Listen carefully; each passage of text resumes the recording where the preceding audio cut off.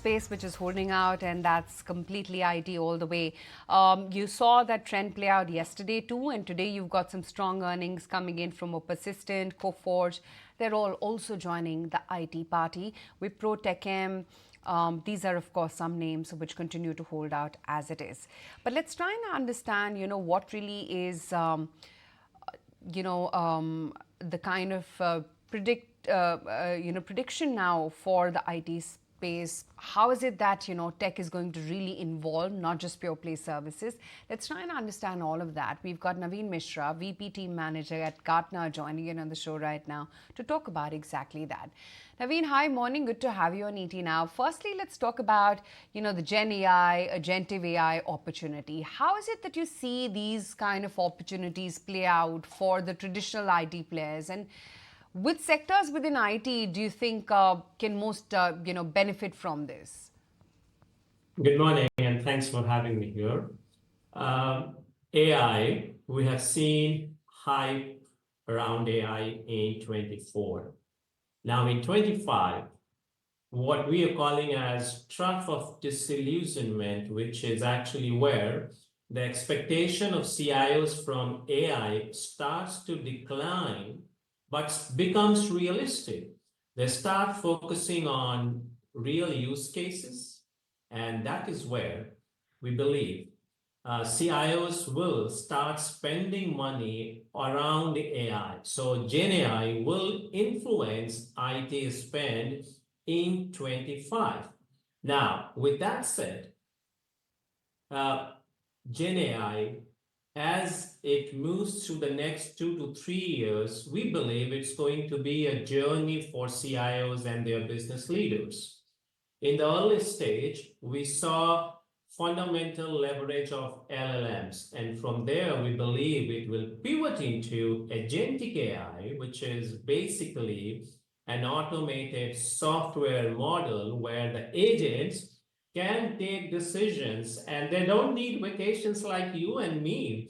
And that's the level of sophistication we expect to play out with agentic AI in next 2 to 3 years. So yes, from trough of disillusionment, in the next 3 years, we expect agentic AI to start becoming more real, driving IT spend across the segments of IT. Now, you asked about some of the key segments. Infrastructure, data center, that's one of the areas where we expect the spend to happen. Second is the software. Right now, we are seeing software providers adding capabilities around Gen AI. So the providers have those capabilities. Still, the users, the CIOs, and the chief digital officers, they're still exploring those mission critical use cases where they need to spend money around AI. So it's going to be a bit of a journey in the next 2 to 3 years. I was reading a article from Ruchir Sharma, and he said AI is great, but now big companies are being asked a question internally that by cost of AI, how effective is that for a business gain? Whatever AI the adopters are doing, that's great. Technology, pattern recognition, but where is the ROI? Are we reaching that stage where companies will start asking the vendors and the developers and the implementers that by everything is great, but show me the money? You show me the money. That's the real question. You read my mind, and this is part of the trough of disillusionment where when we engage with CIOs, they are asking, hey, providers have invested a lot of money, and we call that as tech vendor race, where huge investments have been done. However, how much do I need to invest to leverage the benefits of AI? Is it purely around productivity? And is that productivity really mission critical for us where I'm going to spend more money? To your point and the article that you're referring, yes, the cost of AI is one of the barriers of investments into Gen AI. And that is where in 24, we saw a lot of pilots a lot of demonstrations been done, but the investments from CIOs have not been happening. Even when you look into the vendor, the providers, whether they are IT services, I mean, if you track IT services companies, you will find them talking a lot about their pipelines. So yes, the pipelines are building out, but then there are real questions about, hey, how does it translate into the real business outcome? And don't get me wrong, there are these genuine questions which providers have to answer. Is it going to deliver better customer experience? And is that customer experience really very different so that a CIO and his business will invest into the next version of Gen AI? And this is where exactly the pipelines, the prototypes are slowly translating into the mainstream adoption.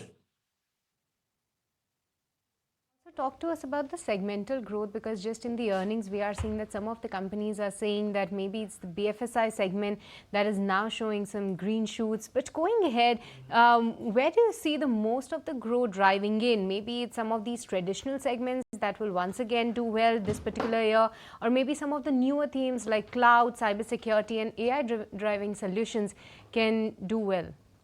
So the legacy spend will be suppressed. I want to be very clear on that.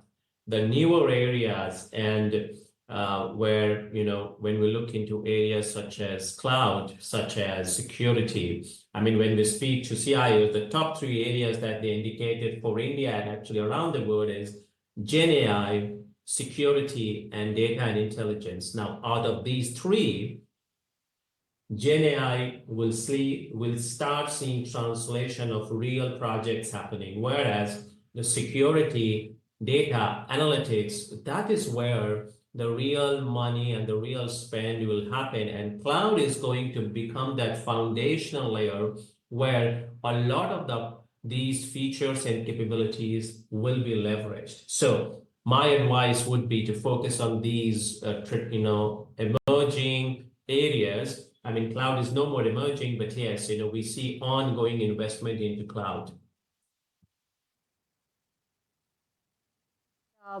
Okay, all the way more important development and traction is what we are seeing in the cloud segment specifically. But Naveen, also talk to us about the wage hikes that the companies have been talking about and some of these inflationary pressures in this particular year, and especially in the next couple of quarters. How is that expected to impact the IT companies?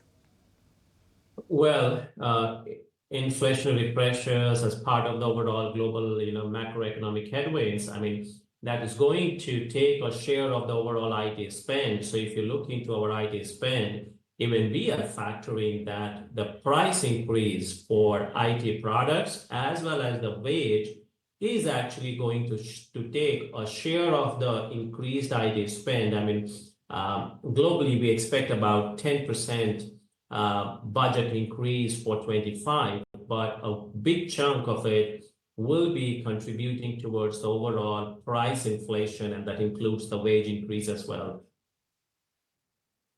With this, we'll let you go on that. Thank you so much for taking the time out and speaking with us and helping us understand what lies ahead for the IT companies and the sector overall. But with this, if you like this video, then like, share and subscribe to ET Now.